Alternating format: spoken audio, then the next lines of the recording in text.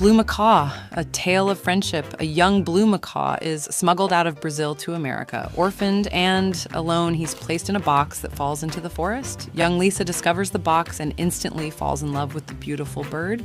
She spends most of her time with her new feathered friend.